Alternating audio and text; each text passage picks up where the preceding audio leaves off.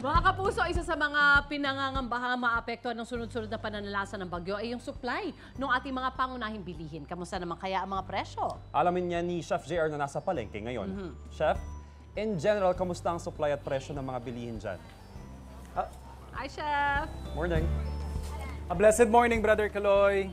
Ma'am Suzy, a blessed morning po sa inyo. Ang presyo po mataas. Yun po yung general na nakikita natin dito. And tama po kayo, malaking epekto talaga ang supply dito. Kaya yung paggalaw nga ng presyo ng ating mga pangunahing pamilihin, lalong-lalo na po yung mga gulay, talaga namang naapektuhan. Marami po sa atin talagang bumabangon pa rin. Pero ito nga yung isa sa mga nakakalungkot na realidad.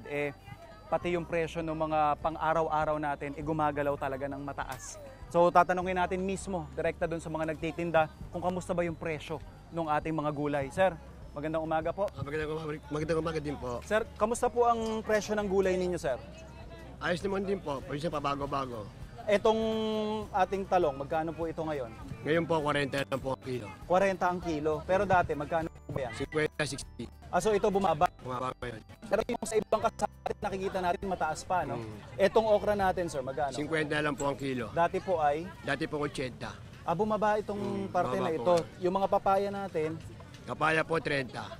okay, so mababa rin ito, no? Ang pecha lang po mataas. Bakit po yung sa inyo ngayon medyo mas mababa yung presyo kumpara sa ibang nagbebenta dito sa Balintawak? Depende po ay sa klase yan ng ano. Yung ng klase. klase po ng okra. Okay, Maganda, mahal po. mas mahal. So yun yung isa sa mga yun epekto. po siya. So mas marami po bang bagsak ngayon ng mga class B, C? Oo, Ganon? marami din. Okay. So maraming salamat, sir. So ito si sir, natsambahan natin, medyo mas mababa yung presyo niya kumpara dun sa ibang nakakausap natin dito. Ang sinasabi ni sir, malaking parte po niyan daw is yung quality or yung class, ika nga, nung kanilang binibentang gulay. Ito si ma'am, busy-busy nagbebenta. Ito, meron tayo ditong, Nay, magkano sa ampalaya mo ngayon? Ano ang palaya po? Ito po, 80. 80. Magkano po yan dati? Sandaan. Sandaan. Ay, 100, mababa rin ito. Yan, ano? Okay. Ayan, mga kapuso, magandang balita po ito na sa ibang parte, kasi maganda pong gauge yung Balintawak, na bagsakan kasi talaga ito. So, kung sa mga lugar po ninyo, kung saan binibitbit yung mga binibili dito ng bultuhan, ma-expect po ninyo na may malaking pagbabago po talaga doon sa presyo. Tayo naman, bilang food explorer, trabaho naman natin this morning, ipagbigay sa inyo ng isang budget-friendly na ulam. Ito po, personally, paborito ko po ito. Ito po yung ating sardinas with pechay. Pechay ngayon, mababa ng konti yung presyo.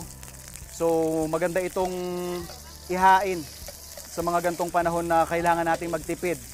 So, meron tayo ditong sibuyas, bawang, and then isusunod na natin yung ating sardines. Yan. So, itong ating niluluto,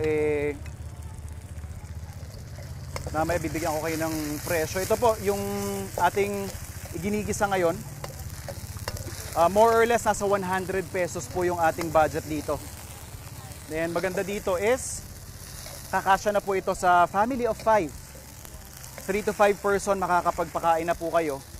Maganda po dito sa recipe natin is, dahil dense ang nutrients ng ating sardines, kahit sabihin nating mura, siguradong makakapagbigay pa rin ng nutrisyon para sa ating pamilya. And ito po, isang technique. Siyempre makikita natin medyo dry yung ating dish. Lagyan lang natin, extend lang natin para mas marami pang kaning maipatumba. Ika nga. So pakukuluan lang natin ito. Season na rin natin ng kaunti pang asin. Lagyan na rin natin ng paminta. Siyempre yung ating siling panigang. And finally, yung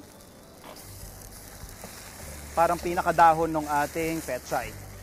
So marami pa po tayong options dito ng gulay na pwede ninyong i-substitute doon sa ating pechay kung mas available sa inyo yung, kita natin may mga pechay bagyo pa dyan. Kahit ano pong gulay na magandang ipares doon sa ating ever dependable na sardinas. Yan, ito po. Although you would expect na for a chef, gourmet yung mga kinakain. Ako personally po, ito hindi nawawala sa routine, sa menu cycle ko every week, ang ating ginisang pechay with sardinas. Ano ito po mga kapuso? Yung presyo nga po ng ating dish, ito po, ganito karami, nasa 100 pesos, can feed 3 to 5 persons. Siyempre yung kanin, marami-raming maitutumba po ito mga kapuso. Saktong-sakto sa mga gantong panahon na medyo kailangan nating maging practical, masustansya, pero sulit na sulit sa bulsa. Mga kapuso, sa mga solid na food adventure, laging tumutok sa inyong pambansang morning show kung saan laging una ka, unang hirit.